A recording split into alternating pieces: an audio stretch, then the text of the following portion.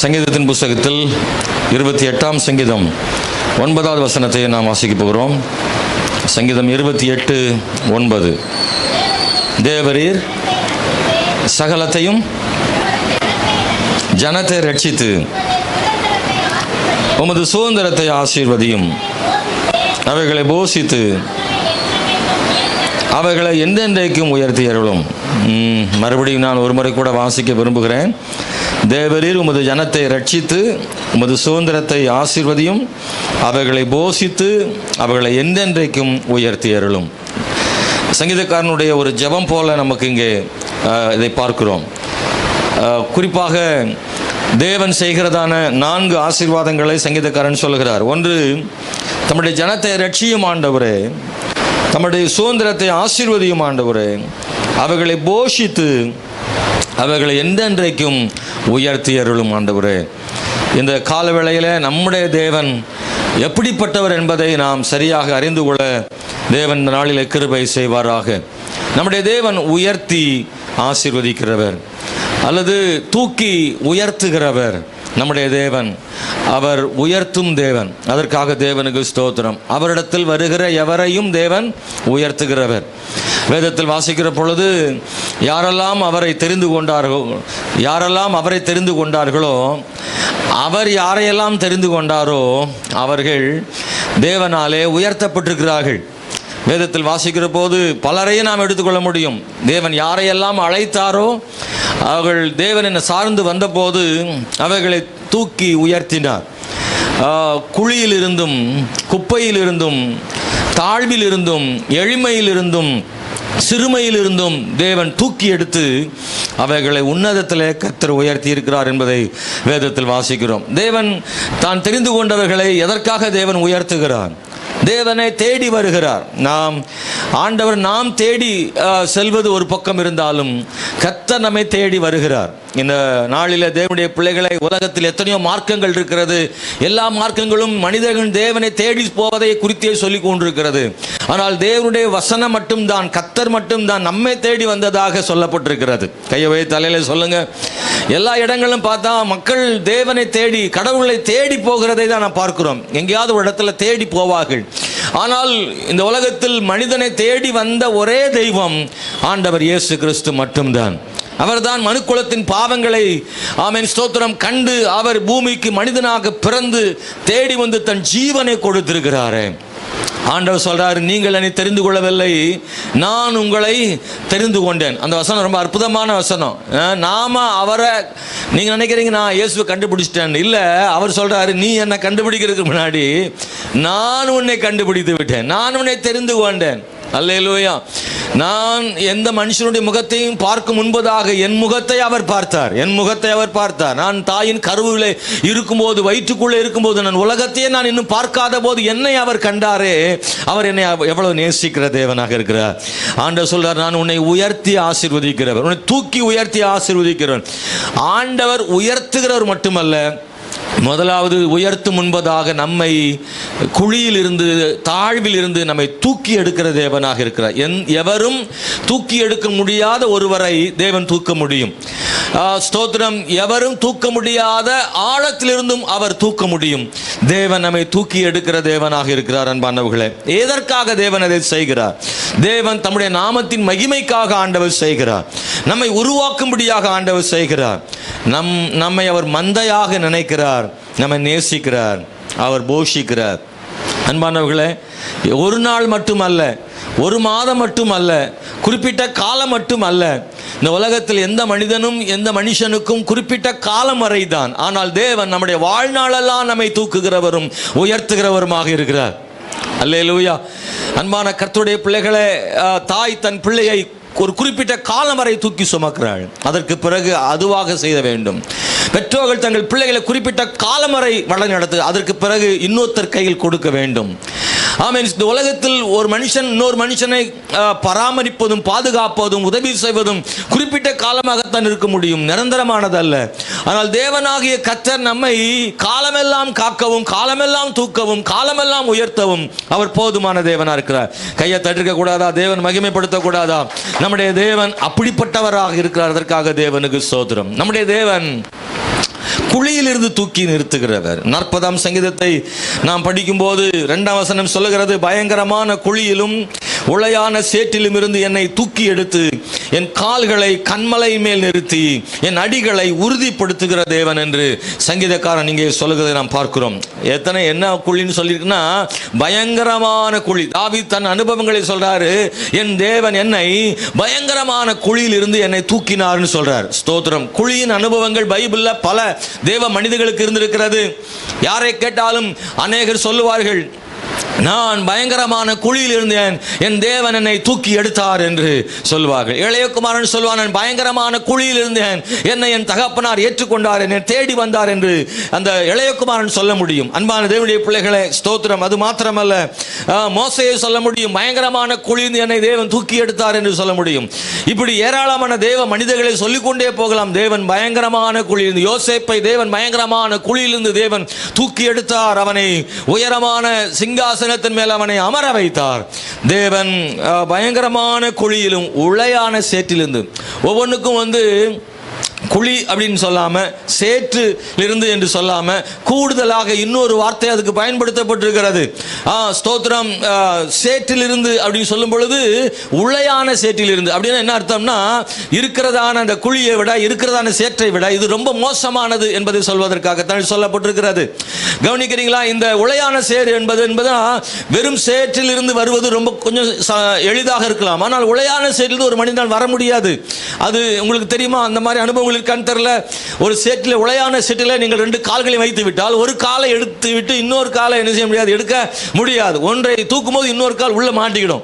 அப்படிப்பட்டதான உளையான சேறு. இன்னும் சொல்ல போனால், ஒரு மனிதன் உள்ளே விழுந்து விட்டால் சில சேற்றுக்குள்ளே அவன் கொஞ்சம் கொஞ்சமாக உள்ளே போய்கொண்டே இருப்பான். அவன் அசை இன்னும் கீழே போய்கொண்டிருப்பான். புதைகுழிக்குள்ளே சிக்கிக்கொண்ட மக்கள் ஏராளம் உண்டு, மூழ்கி போனவர்கள் ஏராளம் உண்டு. அதிலிருந்து அவர்களால் வெளியே வரவே முடியாது. அப்படிப்பட்டதான சிக்கல்களிலே சிக்கிக் கொண்டவர்களையும் தேவன் அங்கிருந்து தூக்கி எடுத்து, தூக்குறது மட்டும் இல்லை, என்ன செய்யறாரா, அடுத்து உயரத்தில் நிறுத்துகிற தேவனாக இருக்கிறார். எத்தனை பேர் நம்புறீங்களா? இன்னைக்கு நீங்கள் நம்புறீங்களா? இந்த ஜூன் மாதத்தில் ஒருவேளை உங்களுக்கு அது தேவைப்பட்டா தேவன் செய்ய வல்லமை உள்ள தேவனாக இருக்கிறார். நீங்கள் ஒருவேளை அது மாதிரியான ஒரு உளையான சேற்றுக்குள்ளே பயங்கரமான குழியில சிக்கி இருந்திருக்கலாம்னு சொல்லலாம். கர்த்தர் உங்களை அங்கிருந்து தூக்கி எடுத்து உயரத்தில் உயர்த்த தேவன் போதுமான தேவனாக இருக்கிறார். தேவன் ஒருபோதும் தீமை செய்கிற தேவன் அல்ல, அவர் நன்மை செய்கிற தேவன். சொல்லுங்க, தேவன் ஒருபோதும் தீமை செய்வதில்லை. நெஞ்சில கையை வச்சு சொல்லுங்க, என் தேவன் எனக்கு ஒரு நாளும் தீமை செய்ய மாட்டார். நம்பிக்கையா சொல்றீங்களா? கர்த்தருக்கு அந்த நீங்க சொல்ற வார்த்தை செவிகளில் விழட்டும். என் தேவன் எனக்கு ஒரு நாளும் தீமை செய்ய மாட்டார். அப்படி ஒருவர்கள் தீமையாய் தோன்றுகிறவர்களை என் தேவன் நன்மையாக என் தேவன் எனக்கு மாற்றி கொடுப்பார். கையை தட்டி கர்த்தரை ஸ்தோத்திரம் பண்ணுங்க. அல்லேலூயா, அல்லேலூயா. இந்த வார்த்தையை இன்னைக்கு மட்டும் இல்லை, உங்க வாழ்க்கையில் எப்போதும் சொல்லிக்கொண்டே இருங்க. எந்த சூழ்நிலையிலும் சொல்லுங்க, என் தேவன் எனக்கு தீமை செய்வதில்லை. ஒருவேளை தீமையாக எனக்கு தெரியுமானால் அதை ஒரு நாள் வரும்போது நன்மையாக என் தேவன் எனக்கு மாற்றி விடுவார். என் தேவன் என்னை அதிகமாக நேசிக்கிறார், என்னை ஒரு நாளும் கைவிட மாட்டார். என் தேவன் என்னை ஒரு நாளும் கைவிட மாட்டார். சொல்லுங்க, என் தேவன் ஒரு நாளும் கைவிட மாட்டார். உங்க வாயினால என்ன அறிக்கை இடுறீங்களோ அது நடக்கும். நீங்க விசுவாசத்தோட நீங்க சொல்ற வார்த்தையை ஆண்டவர் கேட்டு அப்படி நிச்சயமாக செய்வார். ஹல்லேலூயா.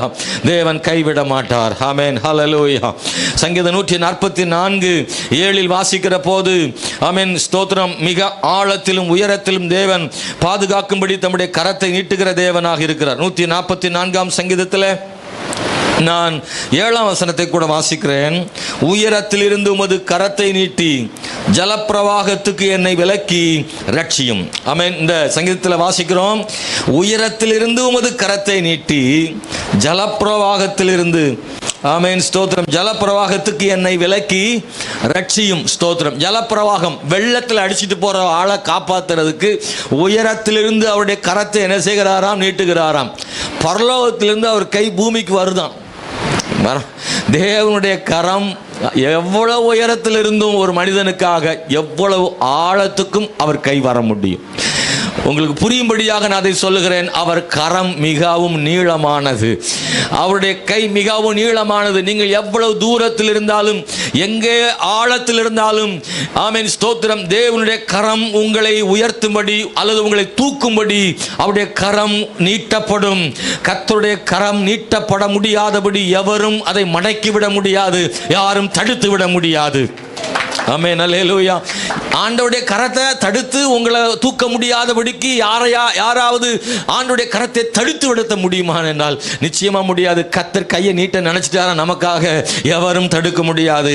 எவ்வளவு ஆழத்திலும் கர்த்தர், அல்லது பூட்டப்பட்ட அறைக்குள்ளேயும் அவர் கை வரும், சிங்கத்தின் கெபிக்குள்ளேயும் அவருடைய கை வரும். ஆண்டவருடைய கரம் எல்லா இடங்களுக்குள்ளேயும் அவருடைய கை வரும். ஆண்டவர் வல்லமையானவராக இருக்கிறார். 9ஆம் சங்கீதத்தில் 13வது வசனத்தை உங்களுக்கு வாசிக்க விரும்புகிறேன். 9ஆம் சங்கீதம் 13வது வசனத்தை வாசிக்கிறேன்.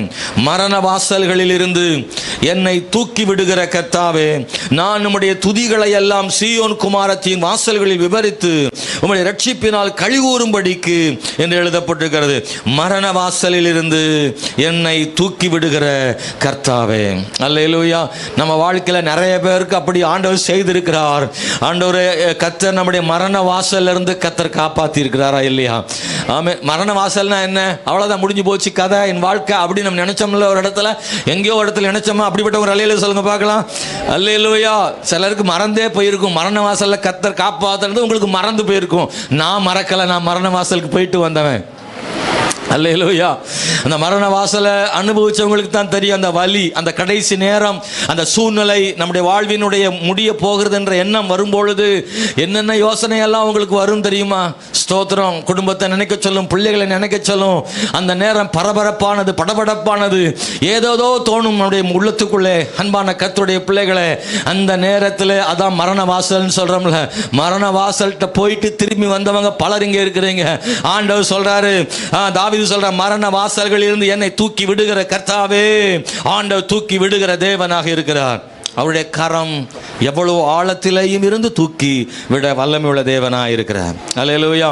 அன்பான தேவனுடைய பிள்ளைகளே, யோசேப்பை ஆண்டவர் அவர் காப்பாற்றின தேவனாக இருக்கிறார். நான் யோசேப்பின் வாழ்வில் இருந்து ஒரு 4 விஷயங்களை உங்களோடு கூட பகிர்ந்து கொள்ள விரும்புகிறேன். இந்த ஜூன் மாதத்தில் கர்த்தர் யோசேப்பின் வாழ்க்கையை நமக்கு ஒரு பாடமாக தேவன் நமக்கு தருகிறார். யோசேப்புக்கு செய்தவர் நமக்கும் செய்வார். யோசேப்பின் வாழ்விலே அவர் போதுமானவராய் இருந்தது போல் நம்முடைய வாழ்வில் போதுமானவராய் இருப்பார். ஆதியாகமம் புத்தகத்தில் 37ஆம் அதிகாரத்திலே நான் ஒரு வசனத்தை வாசிக்கிறேன். அவர்கள் 18வது வசனத்தை வாசிக்கிறேன். அவர்கள் அவனை தூரத்தில் வர கண்டு அவன் தங்களுக்கு சமீபமாய் வரும் முன்னே அவனை கொலை செய்யும்படி சதி யோசனை பண்ணினார்கள். யார் சதி யோசனை பண்றா? யோசேப்புக்கு விரோதமா யார் சதி யோசனை பண்றா? மீதியானியர் அல்ல, அமலேக்கியர் அல்ல, அம்மோனியர் அல்ல, கூட பிறப்புகள், உடன்பிறப்புகள் தான் செய்து, உடன்பிறப்புகள் தான் செய்து. நல்ல உடன்பிறப்புகளுக்காக ஸ்தோத்திரம். இந்த மாதிரி சதி ஆலோசனை பண்ற உடன்பிறப்புகளும் உலகத்துல இருக்கத்தான் செய்து. ஆமாவா இல்லையா? அல்லேலூயா. உங்களுக்கு நல்ல உடன்பிறப்புகள் கிடைச்சா நீங்க சந்தோஷம். அல்லேலூயா. சிலருக்கு என்ன அமைஞ்சிருக்கும்? சிலர் சிரிக்கிறீங்க, சிலர் மாதிரி பார்க்குறீங்க. பாஸ்டருக்கு எப்படி நம்ம வீட்டில் உள்ள பிரச்சனை தெரியும். சிலருக்கு எப்படி அமையும்னா நல்ல உடன்பிறப்புகள் அமையும். தாங்குகிற, தூக்கி விடுகிற, நல்ல சப்போர்ட்டாக இருக்கக்கூடிய நல்ல உடன்பிறப்புகள் இருப்பாங்க.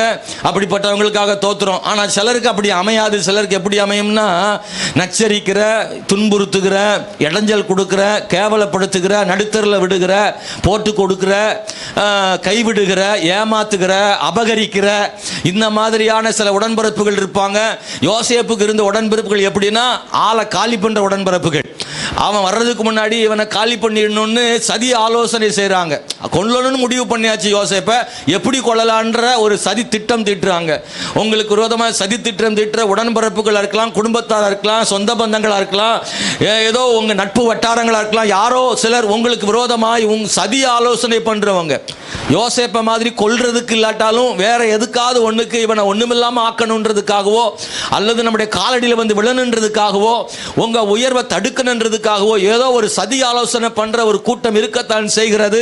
ஒருவேளை உங்கள் கண்களுக்கு தெரியாமல் இருக்கலாம், உங்கள் செவி கேட்காமல் இருக்கலாம். ஆனால் எங்கேயோ ஒரு மூலையில் உங்களுக்கு எதிராக சதி ஆலோசனை பண்ணுற ஒரு கூட்டம் இருக்கலாம். ஆனால் கர்த்தரை நம்புகிற தேவ பிள்ளைய சதி ஆலோசனையை கர்த்தர் முறியடிப்பார்.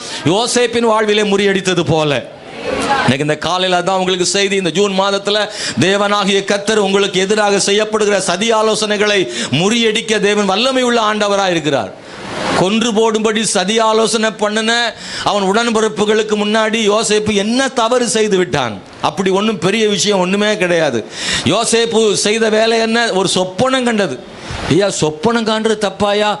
நம்ம எத்தனை சொப்பனம் கண்டிருக்கோம்ல. பொருத்தமான சொப்பனம், பொருத்தமில்லாத சொப்பனம், கண்ட சொப்பனம்லாம் நமக்கு நிறைய வந்துட்டே இருக்கு. ஆனால் யோசேப்புக்கு வந்த சொப்பனம் அவன் கண்ட சொப்பனம் அல்ல, தேவன் அவனுக்கு கொடுத்த சொப்பனம். அவன் வாழ்விலே தேவன் செய்ய போற ஒரு நன்மையை ஆண்டவர் அவனுக்கு முன்கூட்டியே சின்னவனா இருக்கும் போதே கர்த்தர் அவனுக்கு வெளிப்படுத்தினார். அன்பானவர்களே, அவன் கண்ட சொப்பனம் என்ன? அவனுக்கு அங்கே ஸ்தோத்திரம், அரிக்கட்டுகள் நிமிர்ந்திருந்தது. யோசேப்பின் அரிக்கட்டுகள். வயலில் எல்லாரும் அரிக்கட்டு வச்சிருந்தாலும் யோசேப்பின் அரிக்கட்டுகள் நிமிர்ந்திருந்தது. அந்த சகோதர அரிக்கட்டுகள் எல்லாம் அவனை சுற்றி வணங்கி நின்றது. அது மாத்திரமல்ல, அங்கே சூரிய சந்திர நட்சத்திரங்கள் எல்லாம் இந்த யோசேப்பை என்ன செய்யுதுன்னா வணங்கி நின்றதாக சொப்பனம் காண்கிறான். இதை போய் சொல்லுகிறான். எல்லாரும் அதை, யாக்கோபு உட்பட எல்லாரும் அவனை பார்த்து பகைக்கிறாங்க, அவனை வெறுக்கிறாங்க. நாங்கள் எல்லாம் உன்னை வணங்குவோமா அப்படின்னு அவனை நினைக்கிறாங்க. இந்த சொப்பனம் நடக்காதுன்னு நினைக்கிறாங்க, அல்லது நடக்க விடக்கூடாதுன்னு நினைக்கிறாங்க. அந்த நாள் முதற்கொண்டு யோசேப்பு கண்ட சொப்பனத்து நிமித்தமாக யோசேப்பின் மேல் ரொம்ப கோபமாக இருக்கிறார்கள். சகோதரர்கள் ஆடு மேய்த்து கொண்டிருக்கிறார்கள். அப்பா யோசேப்பை அழைத்து நீ அவர்களுக்கு ஆகாரம் கொண்டு போய் என்று அவனை அனுப்பி விடுகிறார். யோசேப்பு அங்கே சாப்பாடு கொடுக்க போகிறான். அங்கே வரும்போதே தூரத்திலே அவனை கண்டு இங்கே நினைக்கிறாங்க, நாம நினைச்சால் வந்துட்டான், இன்னைக்கு அவனை காலி பண்ணிடணும், இன்னையோட அவன் வாழ்க்கை முடியணும். சொப்பனமாக கண்டான் சொப்பனம், அவனை கொண்டுட்டா சொப்பனம் எப்படி நடக்கும் பார்க்கலான்னு சொல்லி அவனை கொல்லுவதற்கு முயற்சி செய்கிறார்கள். அன்பான தேவனுடைய பிள்ளைகளை, ஸ்தோத்திரம், அநேக நேரங்கள் நம்முடைய வாழ்விலே நாம் தவறு செய்யாவிட்டாலும் சில நேரங்களிலே கஷ்டப்பட வேண்டிய சூழ்நிலை ஏற்படுகிறது. தவறொன்றும் செய்யாத யோசேப்பு சில சிரமம் வழியாக போனான், சில கஷ்டப்பாத்தின் பாதையிலே போனான். நீங்களும் கூட ஒருவேளை உங்க மேல் தப்பு இல்லாம கூட சில கஷ்டப்பாதையில் போக வேண்டியது இருக்கும். யாரோ செய்த தவறுக்காக நீங்க பாடம் அனுபவிக்க வேண்டியது இருக்கும். ஒருவேளை அப்படி சூழ்நிலை இருந்தால் கவலைப்படாதீங்க, கர்த்தரை சார்ந்து கொள்ளுங்க. எந்த சூழ்நிலைகளையும் தேவன் மாற்றுவார், எந்த சூழ்நிலைகளையும் கர்த்தர் உதவி செய்வார். உங்களுக்கு எதிராக சதித்திட்டங்களை கர்த்தர் முறியடிப்பார். நம்புறீங்களா? நம்புறீங்களா? நம்புறீங்களா? சதி திட்டங்களை கர்த்தர் முறியடிப்பார். இல்லை, ஆண்டவர் சொல்றாரு, உனக்கு விரோதமாக ஒரு வழியாக வருவார்கள், 7 வழியாக ஓடி போவார்கள். உனக்கு எதிராக கூடுகிற கூட்டம் உன்னால் உண்டானது அல்ல, என்னால் உண்டானது அல்ல. அல்லேலூயா, ஸ்தோத்திரம். அன்பானவர்களே, கர்த்தர் நமக்காக யுத்தம் செய்ய வல்லமையுள்ள தேவனாக இருக்கிறார். நல்லா கவனிச்சிங்கன்னா, யோசேப்பின் வாழ்வில் தேவன் ஒரே நாளில் விடுதலை கொடுத்துடல. இல்லை, நமக்கெல்லாம் உடனே ஜி பூம்பா அவ்வளோதான், அந்த மாதிரி நடந்தால் தான் நமக்கு எதிர்பார்க்குறோம். ஆனால் ஆண்டவர் ஜி பூம்பா பண்ணுறவர் அல்ல. பிரைஸ்லா, எத்தனை பேர் பார்க்குறீங்க, கவனிக்கிறீங்களா? நமக்கு ஆசை என்ன? அப்படியே ஆண்டவர் வந்த உடனே கூரையை பிரித்து உடனே கொடுத்துடணும், இல்லைன்னா அப்படி ஒரு கையை நீட்டிடணும், உடனே பண்ணிடணும், ராத்திரியே கதை மாறிடணும், விடிய முன்னே சூழ்நிலை அப்படி தலைகளாக மாறிடணும், ஒரே நிமிஷத்தில் எல்லாம் மாறிடணும். அது சில நேரம் அப்படி நடக்கும், எல்லா நேரமும் அப்படி எதிர்பார்க்காதீங்க. யோசேப்பு வாழ்விலே திடீர்னு நடக்கலை, அவனுக்கு காலதாமதமானது. ஆனால் திடீர்னு நடந்திருந்தால் கூட கிடைக்காத ஆசீர்வாதம் காலதாமதமானால் கிடைக்கும். உங்களுக்கு புரியுதான்னு தெரில.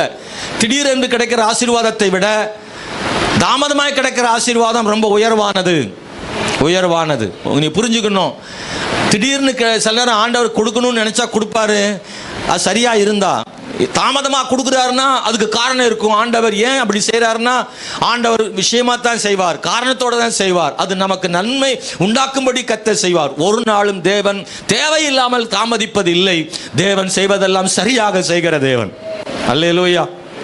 ஒன்று உங்களுக்கு சொல்லட்டுமா? ரப்பர் கேள்விப்பட்டிருக்கீங்களா? ரேசர்னு சொல்லுவாங்க, ரேசர் தானே. இந்த எழுதிட்டு அழிக்கிறோம்ல, அதுக்கு பென்சிலுக்கும் இருக்குது, பேனாவுக்கும் இருக்குன்னு சொல்கிறாங்க. சிலரெல்லாம் நம்பி இங்கு பெண்ணுக்கு ரப்பர் வாங்கி அழித்து பேப்பரை கழிச்சாலாம் இருக்குது. ரப்பர் நமக்கு தேவை, ஆண்டவருக்கு அந்த ரப்பர் ஒரு நாளும் தேவையே கிடையாது. அல்லேலூயா. நம்ம தான் பல நேரங்களில் எழுதி அழிக்கிற ஆட்கள். ஏசு நம்முடைய தேவன் ஒரு நாளும் அவர் ரப்பர் யூஸ் பண்ணுறதே கிடையாது. ஏன்னா அவர் மிஸ்டேக் பண்ணுறதே கிடையாது. அவருடைய பேனா ஒரு நாளும் தவறாது, அது சரியாக எழுதும். அவர் எழுதிவிட்டு அழித்ததில்லை, அவர் ஒரு நாள் அழிக்கும்படி எழுதுவதும் இல்லை. தேவனாகிய கர்த்தர் சரியாக எழுதுகிறவர். கையை தட்டி கர்த்தரை மகிமைப்படுத்துங்க. அவர் ஒரு நாளும் ரப்பர் யூஸ் பண்ண மாட்டார். ஆமென். எங்கேயாவது யோசேப்பு வாழ்வில், ஆபிரகாம் வாழ்வில் இந்த தப்பை பண்ணிட்டேன், நான் தெரியாமல் செய்து விட்டேன், இது செய்திருக்க கூடாது என்று ஆண்டவர் நினைத்து வருத்தப்பட்டாரா? இல்லை. ஒரு நாளும் தேவ பிள்ளைகள் வாழ்வில் தேவன் தவறுகளை செய்துவிட்டு அழித்து திருத்தி மாற்றி அமைக்கிற தேவன் அல்ல. தேவன் செய்தவை சரியாக இருக்கும். நாம் பிறக்கும் முன்பே நமக்காக வாழ்வின் பாதைகளை திட்டமிட்டு வைத்திருக்கிறார். அதை சரியாக செய்கிற தேவனாக இருக்கிறார். அல்லேலூயா. எனக்கு இந்த கால வேளையில் தேவனுடைய பிள்ளைகளை, யோசேப்பின் வாழ்வில் தேவன் தாமதமாக சில விஷயங்களை செய்தார். அவர் கொண்டு போனதான வாழ்க்கையின் பாதை சுற்றுப்பாதையாக கூட இருந்தது. அது அவன் எதிர்பார்க்காத பாதையாக இருந்தது. யோசேப்பின் வாழ்வின் பாதை கரடுமுரடாக இருந்தது. ஆனால் தேவன் சரியாய்த்தான் கொண்டு போனார். நல்லா கவனிச்சிங்கன்னா, யோசேப்பின் வாழ்வில கர்த்தர் படிப்படியான காரியங்களை அவனுக்கு செய்தார். ஆனால் சில உயர்வுகளும் சில தாழ்வுகளும் இருந்தது. சில நேரம் உயர்வு போல இருக்கும், சில தாழ்வு போல இருக்கும். மாறி மாறி தான் அவன் வாழ்வில் வந்தது. ஆனால் முடிவில் தேவனாகிய கர்த்தர் யோசேப்புக்கு செய்த உண்மையான ஆசீர்வாதத்தை கண்டு கொண்டான். எதை அவனுக்கு சொன்னாரோ அதை கர்த்தர் செய்து முடித்தார். இதை கேட்கிற தேவனுடைய பிள்ளைகளை, இந்த கால வேளையில் நான் உங்களுக்கு சொல்லுகிறேன், உங்கள் வாழ்வில் மேடுகள் வரலாம், பள்ளங்கள் வரலாம், உயர்வுகள் வரலாம், தாழ்வுகள் வரலாம், மாறி மாறி வந்து கொண்டே இருக்கலாம். நான் நினைச்சேன்னா இது நடக்கலையே, அல்லது இப்படி நினைக்கவில்லை இது நடந்து விட்டது அப்படின்ற நேரத்தில் மாறி மாறி சில ஏற்படலாம். ஆனால் நிச்சயமாக முடிவு உண்டு. உன் நம்பிக்கை வீண் போகாது. கர்த்தர் சொன்னதை செய்து முடிப்பார், சொன்னதை செய்து முடிப்பார். ஆனா ஒன்று, அதுவரைக்கும் ஆண்டவர் பாதத்தை பற்றி கொண்டு உறுதியாக நிற்க வேண்டும். யோசேப்புக்கு ஆண்டவர் என்ன பண்ணார்னா, சதித்திட்டத்தை முறியடிக்கிறது. குழியில் முதல் சதி ஆலோசனை பாருங்க எப்படி முறியடிக்கிறாருன்னு. முதல் நினைச்சது அவனை கொன்று இந்த குழியில் என்ன செஞ்சிடணும், போட்டுடணும். அதான் முதல் திட்டம், முதல் பிளான் 2, பிளான் 3 அப்படின்னு திட்டம் மாறிட்டே போகுது அவங்க திட்டம். இந்த திட்டத்தை மாற்றுறது யாருன்னா கர்த்தர் தான். அல்லேலூயா. கொன்னு குழியில போடணும்னு சதி திட்டம் பண்ணாங்களே, தேவன் அதை முறியடித்தார்ல. அங்க ரூபனை கர்த்தர் கொண்டு வர்றார். ரூபன் சொல்றான், அவனை கொன்னு ஏன்டா போடுறீங்க அப்படின்னு கொல்றத முதல் நிறுத்திட்டு குழியில போடுறதுக்கு அனுமதிக்கிறான். Praise the Lord. முதல்ல கொல்றதை விட வேண்டான்றா. கொன்னு நமக்கு எதுக்கு, ரத்தப்புள்ளி நமக்கு எதுக்கு, கொல்ல வேண்டாம், விட்டு குழியில போடுவேன் என்ன செய். அவர் ரூபன் அவனுக்கு சொல்றான் முதல்ல. ரெண்டாவது நீங்க பார்த்தீங்கன்னா வசனம் சொல்லுது, ரூபன் அவனை தகப்பன் வீட்டுக்கு கொண்டு போறதுக்கு அவன் பிளான் பண்றான். 37ஆம் அதிகாரத்தில் அன்பான தேவனுடைய பிள்ளைகளை நீங்கள் வாசிக்கிற போது 20ஆம் வசனத்தில் சொல்றாங்க, சொப்பனம் எப்படி முடியும் என்று பார்ப்போம் என்று சொல்கிறாங்க.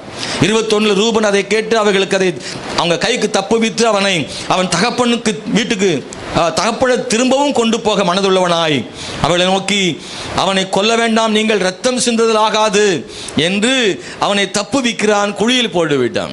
அடுத்த சதி ஆலோசனை என்ன நடக்குது பார்த்தீங்கன்னா, அன்பானவர்களே ஸ்தோத்திரம், கீழே வாசிக்கிறோம், இஸ்மவேலர்கள் அந்த பாதையிலே போகிறார்கள். இந்த நேரத்தில் ரூபன் அங்கே இல்லை, அவனை விற்கிறாங்க.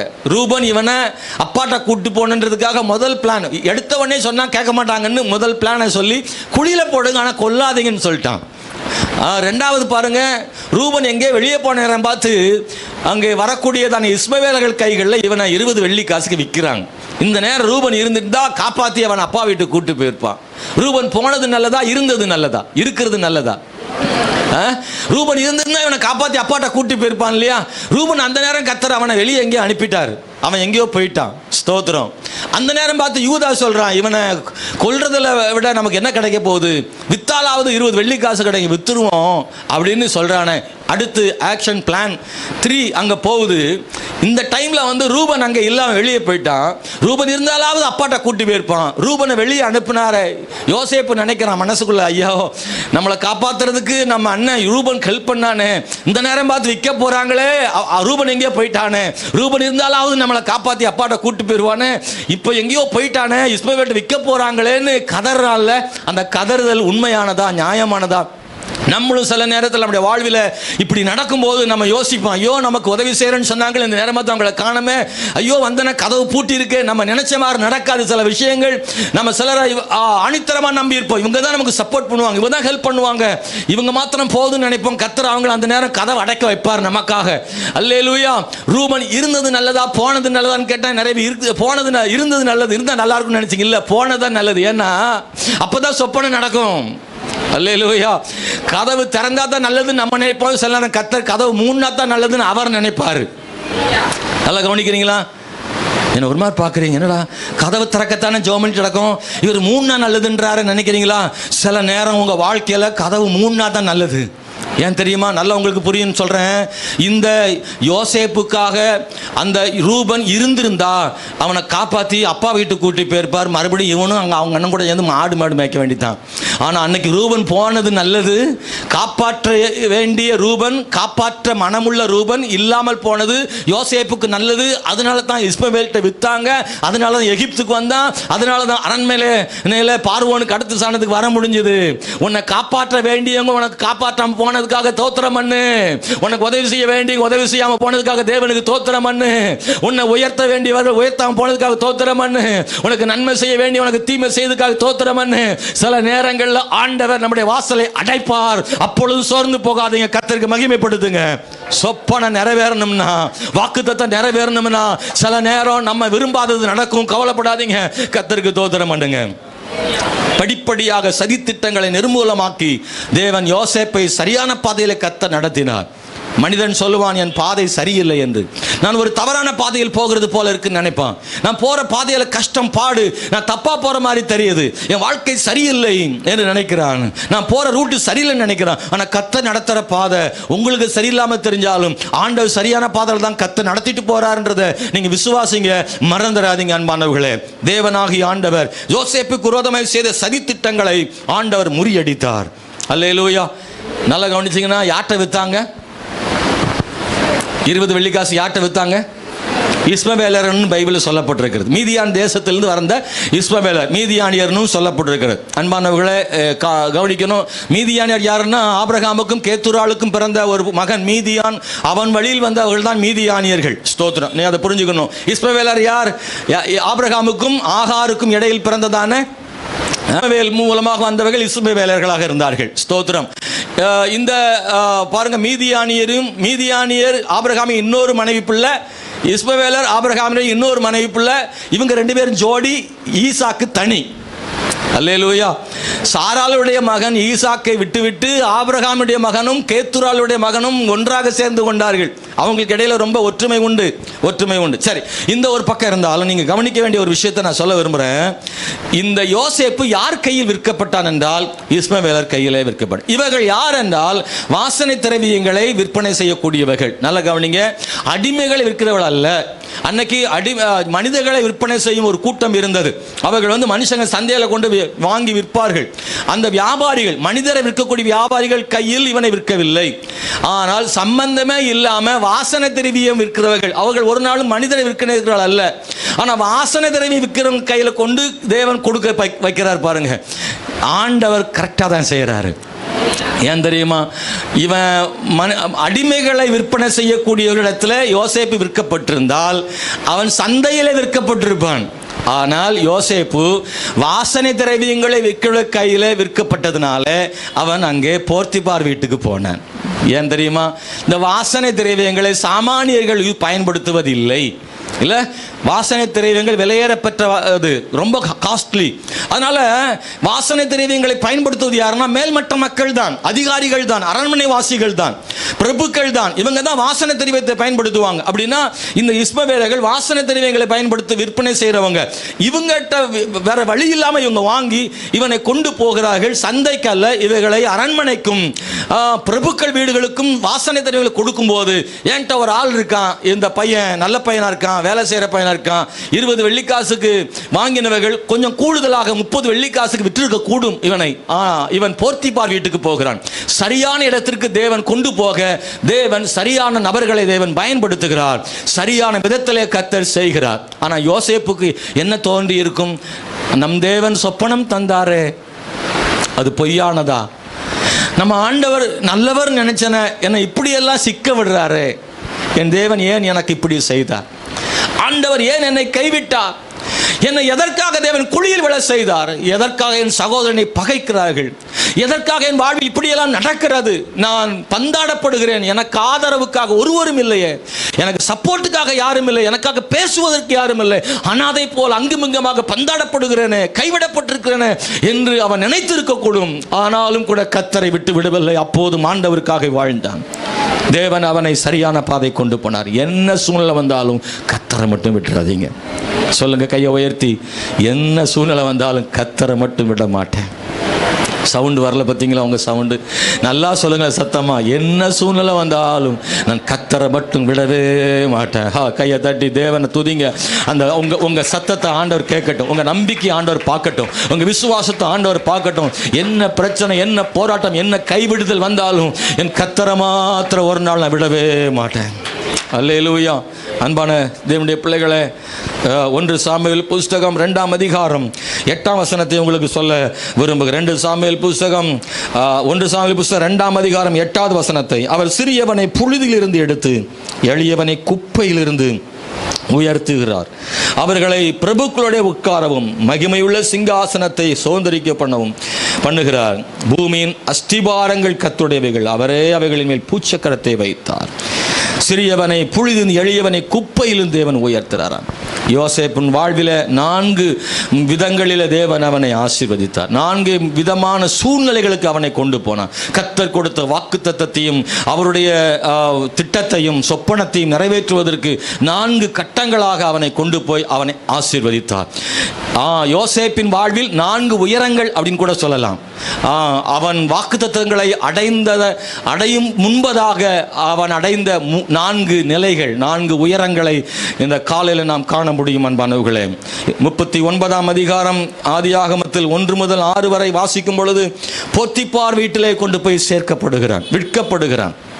அவன் அங்கே வாழ்ந்த போது அங்கே அவன் தேவனுடைய பிள்ளையாக இருப்பதை அல்லது கர்த்தர் அவனுடன் இருப்பதை காணும்படியான ஒரு வாய்ப்பு. 3ஆம் வசனம் வாசிக்கிறேன். கர்த்தர் அவனோட இருக்கிறார் என்றும் அவன் செய்கிற யாவையும் கர்த்தர் வாய்க்க பண்ணுகிறார் என்றும் அவன் எஜமான் கண்டு. அல்லேலூயா. தேவனாகிய கர்த்தர் பாருங்க செயல்பட ஆரம்பித்து விட்டார். அல்லேலூயா.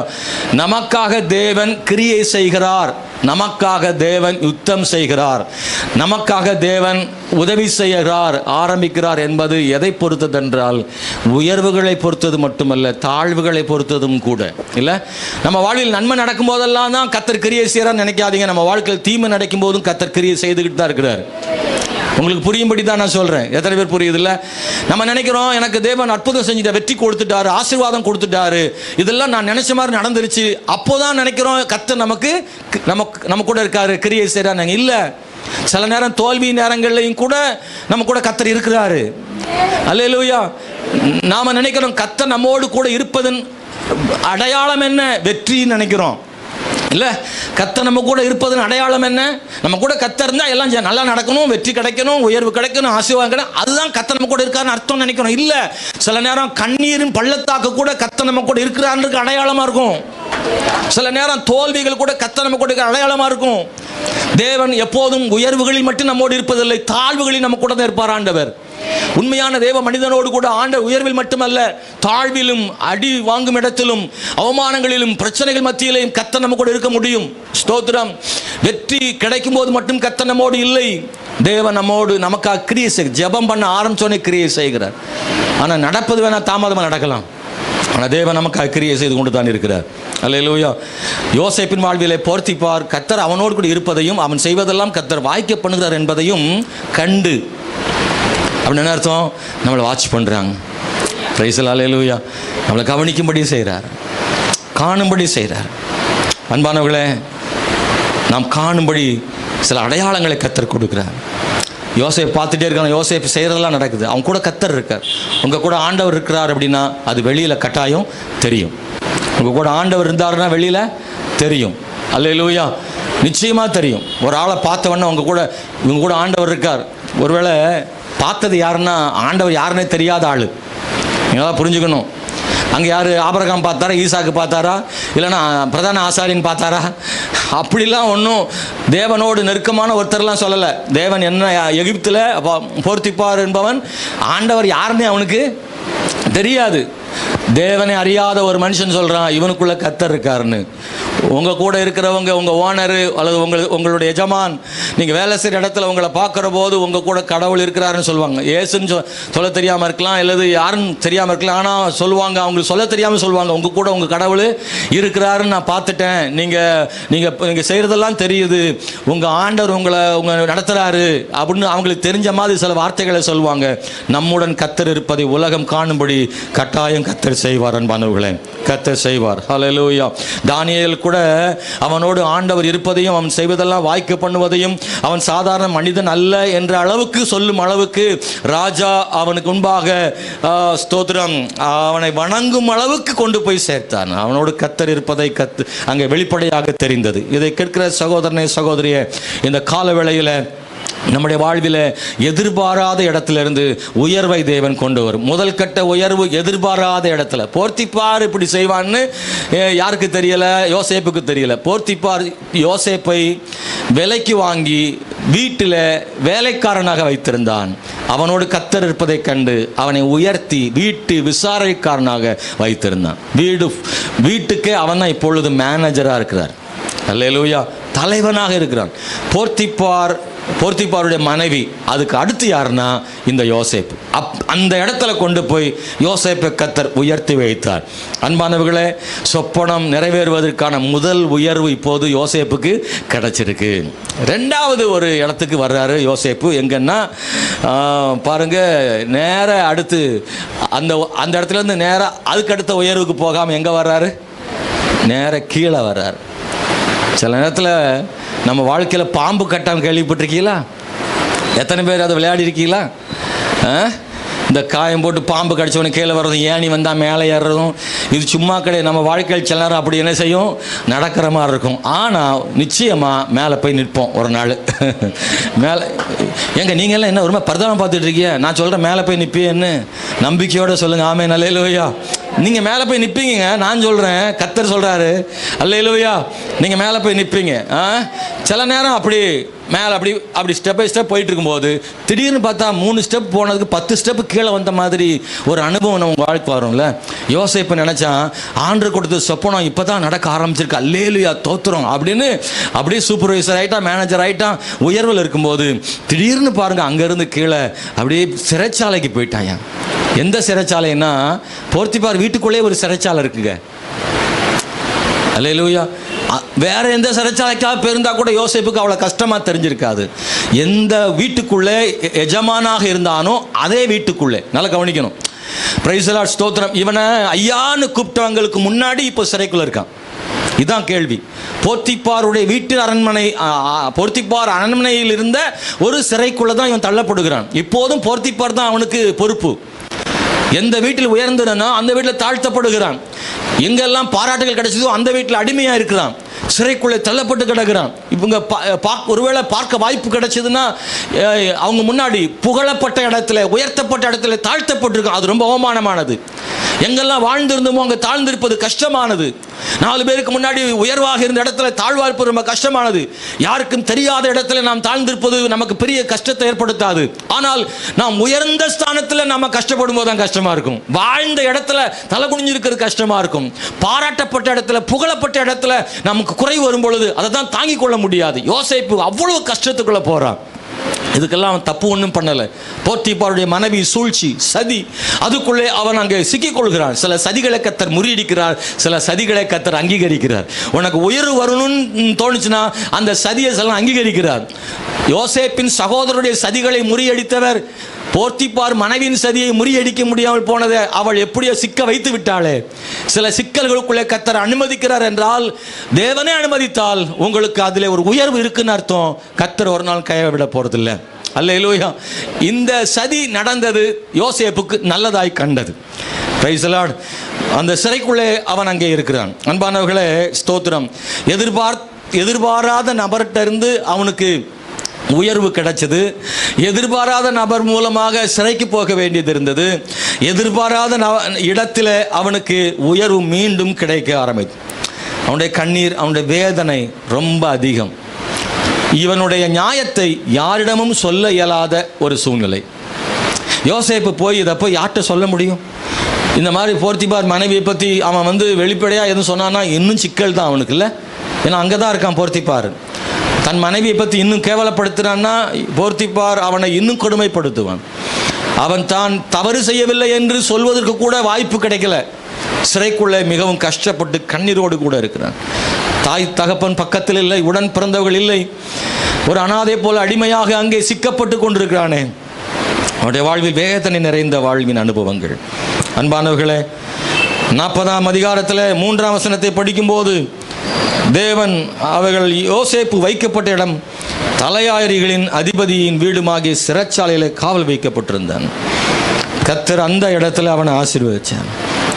யாருமே இல்லாத இடத்துல கர்த்தர் அவனோட இருந்தார். அல்லேலூயா. சிறைச்சாலையில் யோசேப்பு மட்டுமல்ல, சிறைச்சாலைக்குள் கர்த்தரும் இருந்தார். யோசேப்பு தனியாக இல்லை, அவனோடு கர்த்தரும் இருந்தார். சுமக்க முடியாத பாரங்களை சுமக்கிற தேவனுடைய பிள்ளைய, நீ தனியாய் சுமக்கவில்லை, கர்த்தர் உனக்கு துணை செய்கிறார். கஷ்டத்தினூடாய் போகிற, கவலையின் பாதையில் போகிற தேவ பிள்ளைய, அந்த பாதை நீ போகும் தனிமையான பாதை அல்ல, தேவனோடு கைப்பிடித்து நடக்கும் பாதை தான் அது. நாம் அநேக நேரம் அப்படி தான் நினைக்கிறோம். நான் இப்படி தனியாக நிற்கிறேனே, எனக்கு யாரும் சப்போர்ட் இல்லையன்னு நினைக்கிறீங்க. ஆனால் அதை நீங்கள் மறந்துடுங்க, கர்த்தர் துணை நிற்கிறார் அப்படின்றது தான் சொல்கிறேன். யோசேப்போடு கர்த்தர் இருந்தார் என்பதை வேதத்தில் படிக்கிறோம். அங்கே ஒரு உயர்வு அவனுக்கு ஏற்படுகிறது. ஆண்டவர் அவனுக்கு முன்பு எதை செய்தாரோ அதைத்தான் மறுபடியும் செய்கிறார். ஏற்கனவே போர்த்திப்பார் யோசேப்டை என்ன கண்டானோ அதைத்தான் சிறைச்சாலை அதிகாரியும் யோசேப்டை அதைத்தான் பார்த்தான். போர்த்திப்பார் சொன்னான்ல, அவன் கூட கர்த்தர் இருக்காருன்னு போர்த்திப்பார் பார்த்த மாதிரி சிறைக்குள்ளே போன பிறகு அந்த சிறை அதிகாரி பார்க்குறான், யோசேப்போடு கர்த்தர் இருக்கிறாருன்னு. கர்த்தர் இருக்கிறார் அப்படின்றத நீ வேணா எங்கனாலும் போகலாம், ஆனால் கர்த்தர் எங்கேயும் போக மாட்டார், உன் கூட தான் பின்னாடியே வராரு. நீ போகும் இடமெல்லாம் கர்த்தர் வருகிறார். உன்னோடு கூட இருப்பதை போர்த்திப்பார் கண்ட மாதிரி சிறையின் அதிகாரியும் காணும்படி தேவன் கிரியை செய்கிறார். அல்லேலூயா. அன்பான தேவனுடைய பிள்ளைகளே, ஸ்தோத்திரம். என் வாழ்வியலையும் நான் சொல்ல முடியும். என் வாழ்வின் பல அனுபவங்களில் கர்த்தர் என்னோடு கூட இருப்பதை எத்தனை பேர் பார்த்துருக்காங்க? ஆமென். அல்லேலூயா. மிகவும் ஆண்டவர் நல்லவர். யோசேப்பை கர்த்தர் உயர்த்தினார். 1 சாமுவேல் 18:12 சொல்லப்படும், கர்த்தர் என்னோடு கூட இருக்கிறார்னு தாவீது சொல்லுகிறார். அப்போஸ்தலர் நடபடிகள் 23ஆம் அதிகாரம் 11ஆம் வசனத்தில் பவுலோடு கர்த்தர் இருந்தார். ஆமென். ஸ்தோத்திரம். கர்த்தர் பவுலோடு இருந்ததுனால காப்பாற்றப்பட்டார். அநேகரை பற்றி பைபிள் சொல்லுது, அவர்களோடு தேவன் இருந்தார் என்று வேதத்தில் நாம் வாசிக்கிறோம். அன்பான தேவனுடைய பிள்ளைகளை, ஸ்தோத்திரம். சிறைக்குள்ளே அவன் விசாரணைக்காரனாக மாறுகிறான். சிறைக்கு போனால் அடிமையா எங்கெல்லாம் போனானோ அங்கெல்லாம் கர்த்தர் உயர்த்துறார். தேவன் உங்களை கொண்டு போகும் பாதை உங்களை வேதனைப்படுத்துவதற்காக அல்ல, உங்களை உருவாக்குவதற்காக. சொல்லுங்க, தேவன் உங்களை கொண்டு போகும் பாதை உங்களை வேதனைப்படுத்துவதற்காக அல்ல, உங்களை உருவாக்குவதற்காகவும் பக்குவப்படுத்துவதற்காகவும். அநேக நேரங்களில் நீங்கள் விரும்பாத பாதையில் கர்த்தர் நடத்துகிறார். நீங்கள் விரும்பாத பாதையில் கர்த்தர் நடத்துகிறார் என்றால் உங்களை வேதனைப்படுத்தும் எண்ணம் கர்த்தருக்கு ஒருபோதும் இல்லை. உங்களை உருவாக்கும் எண்ணமே கர்த்தருக்கு உண்டு. என்றால் நாம் எப்போது உருவாக்கப்படுகிறோம் என்றால் நாம் விரும்பும் பாதைகள் அல்ல, நாம் விரும்பாத பாதையில் தான் அதிகமாக உருவாக்கப்படுகிறோம். எத்தனை பேருக்கு புரியுது? நான் விரும்பும் பாதை சுமூகமாக போனால் என்ன உருவாக்குதல் அங்கே இருக்க போகிறது? நாம் எதுவுமே செய்ய வேண்டியதில்லை. எங்கெல்லாம் நான் விரும்பாத பாதையோ, அசௌகரியம் எங்கே இருக்குதோ, எங்கே நான் விரும்பாத சூழ்நிலை இருக்கோ அங்கத்தான் உருவாக்கப்படுகிறோம். சாதகமான சூழ்நிலை ஒருவனை உருவாக்குவதை விட சாதகமற்ற சூழ்நிலை தான் ஒரு மனிதனை சிறப்பாக உருவாக்குகிறது. ஆமாவா இல்லையா? பாடுகள் உபத்திரவம் தான் நம்மளை சரியான ஒரு ஆயுதமாக மாற்றுகிறது. எந்த விதமான கஷ்டமும் பாடும் இல்லாத ஒருவன் உருவாக்கப்படுவதில்லை. பாடும் வேதனையும் கண்ணீரும் தான் ஒரு மனிதனை சரியாக உருவாக்குகிறது, அவனை பக்குவப்படுத்துகிறது. யோசேப்பு, அவன் குழியிலிருந்து விற்கப்பட்ட யோசேப்பு நேரடியாக பார்வோனுக்கு முன்பாக நின்றிருந்தால் அவன் என்னவாக இருப்பான் என்றால், அவன் ஒரு தலைவனாக இருக்க முடியாது. ஆண்டவர் அவனை தலைவனாக்கும்படி பார்வோனுடைய போர்த்திப்பார் வீட்டிலையும் சிறையிலும் கூட அந்த பயிற்சியை கர்த்தர் கொடுத்தார். அவன் சில பயிற்சிகள் எடுக்க வேண்டியது இருந்தது. உலகத்திற்கே ஆகாரம் கொடுக்கும்படியான ஒரு உயர்ந்த ஸ்தானத்தை யோசேப்பு பெற வேண்டுமானால் இங்கேயே 30 பேருக்கும் 60 பேருக்கும் அவன் தலைவனாகி பக்குவப்பட்டால் தான் ஆயிரக்கணக்கான லட்சக்கணக்கான ஜனங்களுக்கு அவன் தலைவனாக இருக்க முடியும். நேரடியாக லட்சக்கணக்கான மக்களுக்கு ஒரு தலைவனாக யோசேப்பு போயிருந்தால் அவனால் ஒன்றும் தெரியாது. அவன் தோல்வியை காண்பான். உயரங்களில் கொண்டு போய் தோல்விகளை காண்பதற்காக கர்த்தர் கொண்டு போகிறார். உன்னை உயரத்தில் வைக்கும் போது ஒரு வெற்றியையும் நீ காணும்படியாகவே உன்னை சரியான பாதையிலே பக்குவப்படுத்தி பழக்குவிச்சு உன்னை கூர்மையான ஆயுதங்களாக்கி உனக்கு ஞானத்தையும் திறமைகளையும் தாளந்துகளையும் ஆண்டவர் தந்து உன்னை உருவாக்கி கொண்டு போய் தான் கர்த்தர் உயர்த்த இடத்துல கொண்டு வந்து நிற்கிறார். தேவனுடைய பிள்ளைகளே, தேவன் சரியாகவே செய்கிறார். தேவன் சரியாகவே செய்கிறார். அன்பான கர்த்தருடைய பிள்ளைகளே, யோசேப்பு போர்த்திபார் வீட்டிலும் சிறையிலும் கூட தலைவனாக்கப்பட்டார். மூணாவது ஒரு இடம் இருக்கு, சிறையிலிருந்து அரண்மனைக்கு போகும் பாதை. சிறைக்குள்ள இருக்கிறான். அவனுக்கு 2 பேர் வர்றாங்க, பானபாத்திரக்காரன் சுயம்பாகி 2 பேர். அங்கே இவங்க கூட சிறையில் இருக்காங்க. இவங்க 2 பேர் யாருன்னா அரண்மனையில் தப்பு பண்ணுவாங்க. அவங்க 2 பேரும் சொல்கிறாங்க, ஐயா ஏன், யோசேப்பு கேட்குறான், ஏன் சோகமாக இருக்கீங்கன்னு. 2 பேரும் சொப்பனம் கொண்ட நேரத்து ராத்திரி என்ன சொப்பனம் சொல்லுங்கன்னு 2 பேரும் சொப்பனத்தையும் சொன்னாங்க. நான் வேகமாக போகிறேன், டைம் இல்லை. 2 பேர் சொப்பனத்துக்கு விளக்கம் கொடுக்குறான். ஒருத்தனை 3 நாளில் ராஜா அரண்மனைக்கு போயிடுவேன், இன்னொருத்தனை 3 நாளில் நீ செத்து போயிடுவான்னு. முடிஞ்சு போச்சு கதை. அல்லேலூயா. அப்படியே நடந்துருச்சு. ஆனால் சொன்னால் இந்த உயர்த்தப்பட போகிறான் 3 நாளில். அவனை சொன்னால் நீ பார்வோனுக்கு முன்னாடி போய் நிற்ப 3 நாளில். அவன்கிட்ட சொல்கிறான் யோசேப்பு, எப்பா நீ உனக்கு அப்படி நடக்கும், உனக்கு விடுதலை கிடச்சிரும், நீ பார்வோன்ட்ட போயிடுவேன். ஆனால் ஒன்று, என்னைய கொஞ்சம் நினச்சிக்கோப்பா, என்னைய கொஞ்சம் நினச்சிக்கோ, பார்வோன்ட்ட சொல்லி என்னை விடுதலை பண்ணிடு, நான் எந்த தப்புமே செய்யலைன்னு சொல்கிறேன். அல்லேலூயா. போனவன் மறந்துட்டான். எப்பவும் படுத்து நடக்கும், நம்ம சொல்லி அனுப்புனா கூட மறந்துடுவான். மறந்தது நல்லதா கெட்டதா சொல்லுங்க? மறந்தது நல்லதா கெட்டதா? யாரோ மறந்துட்டான்னு நீங்கள் சொல்லிக்கிட்டு அழுதுட்டு இருக்கீங்க. நீங்கள் நான் எவ்வளோ நன்மை செஞ்சேன், இன்னைக்கு மறந்துட்டாளே, நான் எல்லாம் பண்ணி வச்சேன், நான் என்னென்ன ஹெல்ப்லாம் பண்ணேன், இன்னைக்கு மறந்துட்டானேன்னு நீங்கள் சிலர் நினச்சி வருத்தப்படுறீங்கள. இதெல்லாம் பைபிள் நமக்கு ஆதாரம் இருக்குது. நம்மளை மறந்தவங்களுக்காக தேவனுக்கு வரமாட்டுக்கல வாயில தோத்திரம். நம்மளை மறந்தவங்களுக்காக பிரைஸ் தி லார்ட். நம்ம மறந்தவங்களுக்காக சோத்திரம். ஏன் தெரியுமா? அவன் மறக்காமல் இருந்திருந்தான்னா போன உடனே பார்வோன்ட்டு சொல்லி என்ன நடந்திருக்கும், என்ன உதவி கிடச்சிருக்குன்னு நினைக்கிறீங்க? இந்த சிறையிலிருந்து விடுதலை கிடச்சிருக்கான், அவ்வளோதான். அதுக்கு அடுத்து அவன் என்ன செய்யணும்? எங்கேயாவது போய் மறுபடியும் அடிமையாக எங்கேயாவது போய் நிற்கணும், அவ்வளோதான். ஆனால் தேவனால் நாம் அரண்மனைக்கு போகணுமே ஒழிய நாமெல்லாம் அரண்மனைக்கு போயிடக்கூடாது. என் முயற்சியினால் நான் அரண்மனைக்கு போனேன்னா தோல்வி. என் தேவனே என்னை அரண்மனைக்கு கொண்டு போகும் வரை நான் காத்திருக்கிறேன். அவரே என்னை உயர்த்தும் வரை நான் ஏதாவது குறுக்கு வழியில் ரெடி பண்ணி, நம்ம அப்படி தான் நினைப்போம்ல, எங்கேயாவது கேப்பு கிடைக்குமா, எங்கேயாவது போய் அந்த சுற்றி கித்தி குறுக்கு வழியில் போய் மேலே வந்துடலாமா, நம்ம பல நேரம் நினைப்போம்ல. ஆனால் ஒன்றை மறந்துடாதீங்க, அந்த இடத்துக்கு கொண்டு போகிறதுக்கு நானாக போக மாட்டேன், என் ஆண்டவரே என்னை கொண்டு போங்கப்பான்னு சொல்லணும். என்னை நீங்களே கொண்டு போங்க ஆண்டவர். கர்த்தர் கொஞ்சம் காலம் தாழ்த்தி கொண்டு போனதுனால தான் பார்வோன் சொப்பனத்துக்கு விளக்கம் சொல்லி பார்வோன் அரண்மனையில் அவன் முடிந்தது. சிலர் நம்மை நினைத்திருப்பதால் வருகிற நன்மையை விட சிலர் நம்மை மறப்பதால் வருகிற நன்மை கொஞ்சம் அதிகமாக இருக்கும். Praise the Lord. நம்மளை சிலர் நினச்சிருக்கிறதுனால, சிலர் நம்மளை ஞாபகம் வச்சு நமக்கு உதவி செய்கிறதுனால கிடைக்கிற நன்மையை விட சிலர் நம்மளை மறந்து நாம் கைவிடப்படுவதால் கிடைக்கும் ஆசீர்வாதம் உயரமானதாக இருக்கும். ஆனால் அப்போ தெரியாது, ஐயோ இந்த பாவி மனுஷன் நல்லவனாக தான் இருந்தான், போனவொன்னே காப்பாற்றுறேன், நான் போயிட்டான ஐயா, மறந்துட்டான ஐயா. கஷ்டமாக தான் இருக்கும். திட்டாதீங்க, மறந்தவனுக்கு நன்றி சொல்லுங்க. ஒரு நாள் யோசேப்பு அவனை பார்த்துருப்பான். யாரை? இந்த பானபாத்திரக்காரனை சொல்லி அனுப்புனால மறந்துடாதுன்னு. அந்த பானபாத்திரக்காரனை அரண்மனையில் போய் நேரில் பார்க்குறான். பார்க்கும்போது பானபாத்திரக்காரன் சொல்கிறான், ஐயா சாரியா மன்னிச்சுக்கோ, நான் மறந்து போயிட்டேன், 1 வருஷம் ஆகி போச்சு, ரொம்ப நாள் 1 வருஷம் ஆகி போச்சு, மறந்துட்டப்பான்னு சாரி கேட்குறான். அப்போ யோசேப்பு அவன் கையை பிடிச்சி சொல்லுவான், தேங்க்யூ, நீ மறந்ததுக்காக ரொம்ப ரொம்ப நன்றி ஐயா, நீ மறந்ததுனால தான் நான் எனக்கு இந்த இடத்துல வந்து நிற்கிறேன். ஆமென், அல்லேலூயா, ஸ்தோத்திரம். நீ நினைத்திருந்தால் உனக்கு கீழே இருந்திருப்பேன், நீ மறந்ததுனால உனக்கு மேலே இருக்கிறேன். பானபாத்திரனுக்கு மேல யோசேப்புங்க. Praise the Lord. ஹல்லேலூயா. நான் சொல்லிட்டேன், உங்களை யாராவது மறந்துட்டா கவலையே படாதீங்க, கையை உயர்த்தி கர்த்தருக்கு நன்றி செலுத்துங்க. ஆண்டவரே ஹல்லேலூயா.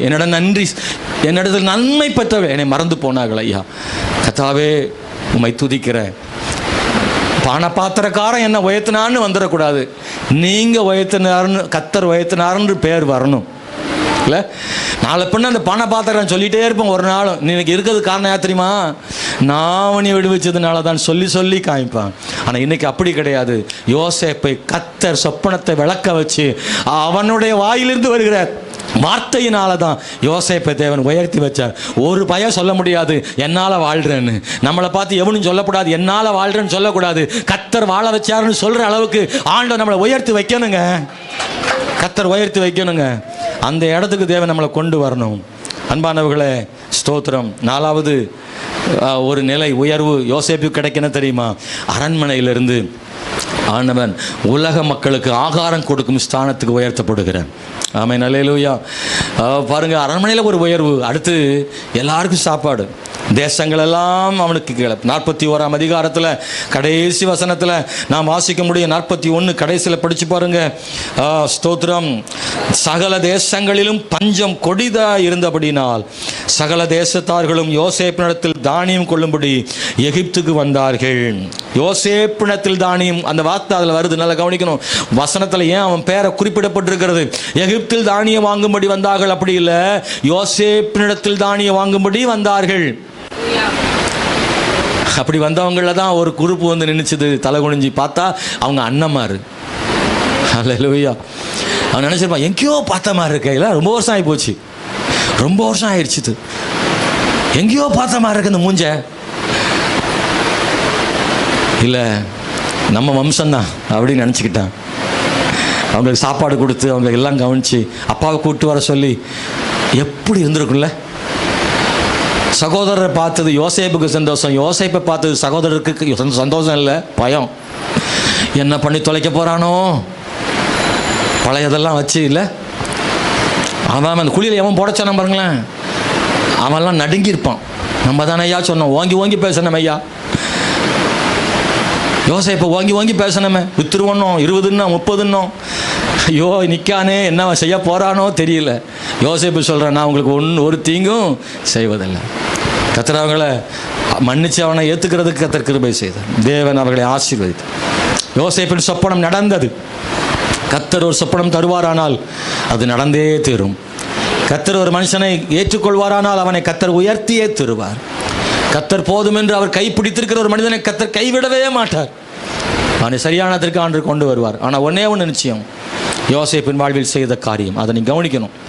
இதெல்லாம் ஓகே. ஆனால் யோசேப்பு இந்த அளவுக்கு உயர்றதுக்கு காரணம் அவனுடைய தியாகம், அவன் கர்த்தரை சார்ந்து இந்த வாழ்க்கை இருக்குல்ல, அது ரொம்ப முக்கியம். நான் வெறுமனே அவனுடைய சொப்பனம் நடந்துருச்சுன்னு மட்டும் நினச்சிடாதீங்க. நாம் கர்த்தருக்கு பிரியமில்லாமல் இருந்துக்கிட்டு எனக்கு கர்த்தர் செய்யலைன்னு ஒரு நாள் யாரும் குறை சொல்ல முடியாது. ஆண்டவர் கர்த்தரை கைவிட்டாருன்னு யாரும் குறை சொல்ல முடியாது. நான் சரியாக இல்லாத வரை தேவனை ஒரு நாள் நான் குறை சொல்ல முடியாது.